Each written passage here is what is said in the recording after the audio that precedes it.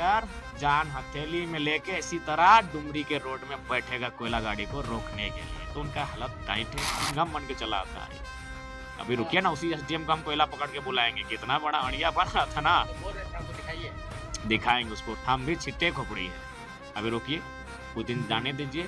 टोलवा हमरे में पड़ता है, ये टोलवा है ना, वो डुमरिया विधायक का एरिया पड़ता है। आइए अभी थोड़ा सा हम अध्ययन कर रहे हैं, कोलियरी को अध्ययन कर रहे हैं। उसके बाद झारखंड जिस दलदल में है वो क्रांति से ही निकलेगा, शांति से नहीं निकलेगा, साफ भाषा में मसला है। अच्छा, जयराम भी साइड से चंदा लेने के लिए ऐसा नहीं ना कर रहे हैं। अरे चंदा लेके हमको क्या मिलेगा, चंदा लेके हमको मिलेगा क्या? इतनी जनता है, जनता, हम जहाँ जाते हैं हमको जनता, मेरा कपड़ा मैला होता है तो जनता हमें कपड़ा भेंट कर देती है, हम भूखे होते हैं तो अपने घर से थाली में लाके चावल परोस के खिलाती है। जयराम माँ तो पैसे के लिए थोड़ी आया है। अनूप सिंह को कैसे देखते हैं इस घटना के बाद में? क्या उनका कुछ इशारा है क्या इस तरफ? बिल्कुल काहे नहीं रहेगा, क्यों? अभी साइड से कॉल वगैरह नहीं आता है कि सब मामला में थोड़ा शांत हो जाइए, साइलेंट हो जाइए? नहीं, ऐसा तो फोन नहीं आया, क्योंकि सबको मालूम है कि इसको अगर शांत करवा भी देंगे तो कब मूड इसका क्या होगा, विधानसभा में खड़ा होके बोल देगा। तो किसी भी अधिकारी को नहीं छोड़ते, चाहे एसडीएम रहे, चाहे बीडीओ रहे, चाहे सीओ रहे, सभी से मतलब रे रा वाला वर्जन निकलता है। उसकी तुत्ती बोलती है, जिसका वर्चस्व चलता है, वो बाहुबली लोग 10 को 12 को क्वार्टर कब्जा कर लेते हैं और क्या करते हैं, फिर उसको भाड़े में दे देते हैं। तो ये कहीं न कहीं ये तो सरासर गलत है। ये पुलिस वाले, ये एसडीएम, ये पदाधिकारी उसको चींटी की तरह मसल देंगे। जब एक विधायक सामने खड़ा था और वो पुलिस की फौज लेके गई है, तो आम व्यक्ति के साथ क्या होगा ये देखिए, उस पे अगर हम लोग सार्वजनिक कर देंगे पत्रकार बाबू, तो फिर लोग जाके देखें, लोग सब किस तरह तोड़ते थे। इसलिए कुछ चीज़ें गोपनीय तरीके से इंटरनली ये काम हो। एशिया का सबसे बड़ा श्रमिक कॉलोनी अगर कोई है तो भूली है। भूली में 100% तो ज़मीन झारखंडियों की है ही, वो तो बोलिए मत। लेकिन हमको लगता है वहाँ 1% क्वार्टर जो है वहाँ झारखंडी लोग हैं। विधायकी खोने का डर नहीं बोलते, विधायकी पैकेट में लेके घूमते हैं। अरे भाई काहे का डरेंगे? विधायकी तो मामूली चीज़ है जी। क्या उम्र है? हमारा 29-30 साल उम्र है। हम गर्दन पॉकेट में लेके चल, जहाँ थैली में गर्दनवा लेके चलते हैं। हम तो चाहते हैं कि कोई कोई बड़ा पदाधिकारी, कोई माफिया, कोई मैनेजमेंट हमको मार दे। चुनाव खत्म हुए 1 महीने के बाद ही टाइगर जयराम तो पहले जो तेवर में थे, उसी तेवर के कारण आज भी सुर्खियों में रहते हैं। इनका वीडियो जो है कि झारखंडी मीडिया में ही नहीं बल्कि नेशनल मीडिया में भी चलता है और हर एक एक्टिविटी को वॉच किया जाता है। हमेशा इतने एग्रेसिव क्यों रहते हैं विधायक जी? देखिए, हम बार-बार बोल रहे हैं कि हमारा व्यवहार सामने वाले के व्यवहार पे निर्भर करता है। हम आपसे किस प्रकार का व्यवहार में प्रस्तुत आएँगे, ये जो स्वाभाविक सी बात है। आप हमें रसगुल्ला खिलाएँगे तो ज़ाहिर-सी बात है हमें थोड़ा-सा सुकून मिलेगा और हम उस भाषा में बात करेंगे। आप हमें अगर मिर्चा का झाल-झाल मिर्चा खिलाएँगे तो ज़ाहिर-सी बात है थोड़ा-सा अलग मेहरबानी होगा।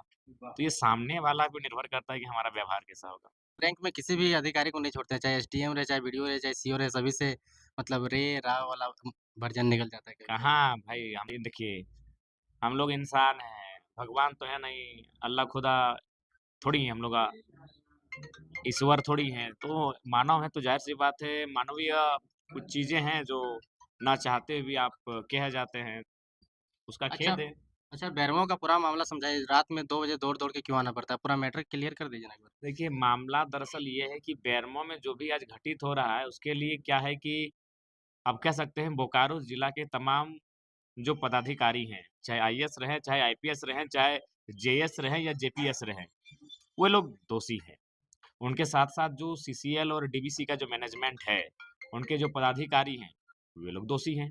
दोषी इसलिए हैं कि वहाँ माफियाओं के द्वारा क्वार्टर को कब्ज़ा किया जाता है। देखिए, अगर गाँव का कोई गरीब आदमी जो अपनों को बच्चों को पढ़ाता है, कोई आदमी अगर रोज़ी-रोज़गार करता है और बीसीसीएल सीसीएल से अगर क्वार्टर नियमित अलॉटमेंट करवाया है, तो कोई दिक्कत नहीं है। और नियमित अलॉटमेंट करके अगर कोई काम-काज कर रहा है, तो हमें भी आपत्ति नहीं है, गरीब-गुरबा अगर जी खा रहे हैं तो। लेकिन यहाँ क्या होता है कि जिसकी तुत्ती बोलती है, जिसका वर्चस्व चलता है, वो बाहुबली लोग 10 को 12 को क्वार्टर कब्ज़ा कर लेते हैं और क्या करते हैं, फिर उसको भाड़े में दे देते हैं। तो ये कहीं न कहीं ये तो सरासर गलत है, असंवैधानिक है, गैर कानूनी है और मज़ेदार बात है कि प्रशासन, पुलिस मौन रहती है। बेरमो तो छोड़िए, आप बीएसएल चले आइए। हमारे पूर्वजों ने झारखंड के जो रैयत हैं, आज 19 गाँव नक्शे से ही कट चुके हैं। हुँ। तो उनके बाप-दादाओं ने ज़मीन इसलिए दिया था कि वहाँ उद्योग, कंपनी, कल कारखाना स्थापित होगा, वहाँ उनको नौकरी मिलेगा। खटाल बसाने के लिए नहीं दिया था, साफ शब्दों में कहेंगे। लेकिन आज क्या है आज सब बेबस हो चुकी है। तो उसी क्रम में वहाँ क्या हुआ कि कुछ लड़कों ने हमारे समर्थक हैं, कहने में तो परहेज़ क्यों तो उनको लगा कि भाई सीसीएल मौन है, जब सब राजनीतिक दल लोग क्वार्टर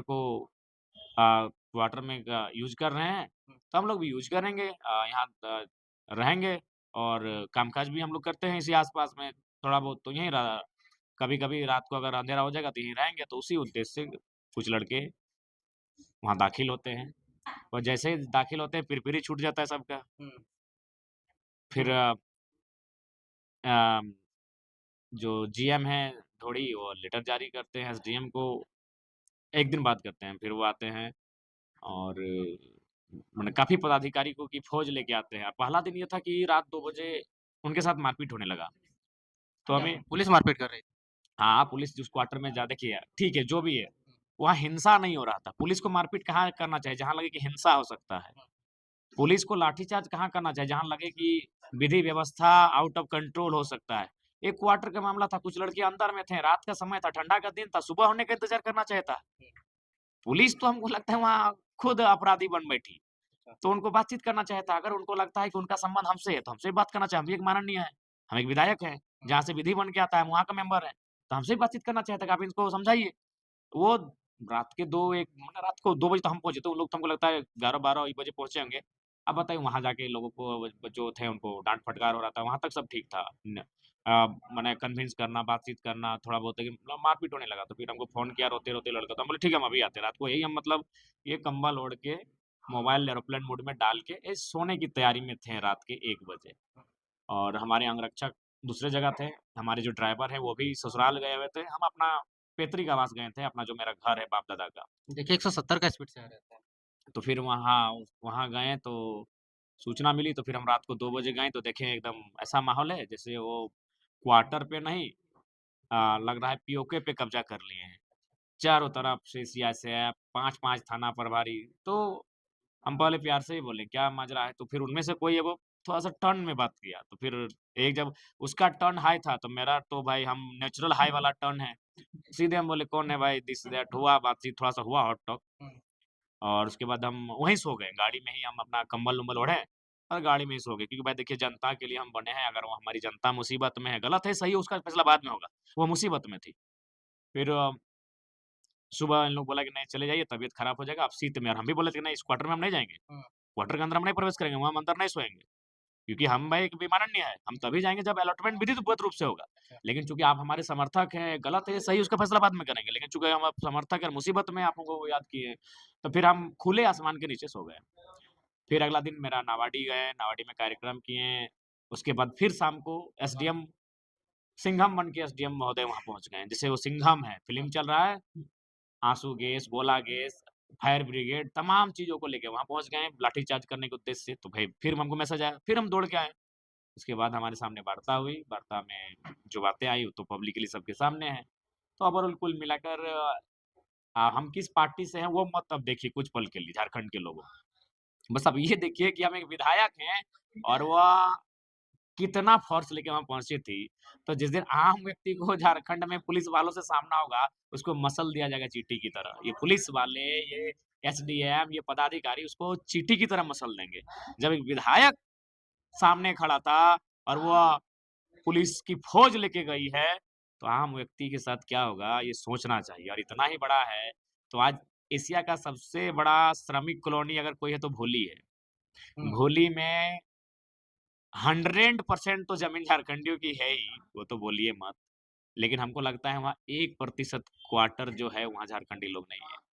99% चूँकि हो सके मेरा डेटा गलत हो सकता है, अनुमान हम कह रहे हैं 90 भी हो सकता है वो, 85 भी हो सकता है। यानी मैक्सिमम सिंदरी चले जाइए, हर्ल का जो क्षेत्र है, बीसीसीएल चले जाइए।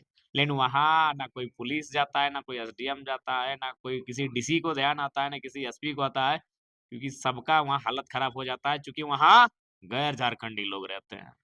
और जहाँ गैर झारखंडी लोग होते हैं, यहाँ इनका बस एक ही चीज़ ज़हन में आता है कि उनसे पंगा नहीं ले सकते। जानते हैं झारखंडी भोला-भाला है, इन लोग को पटरू छगरी की तरह मसल देंगे, लाठी सिंघम बन के चला आता है।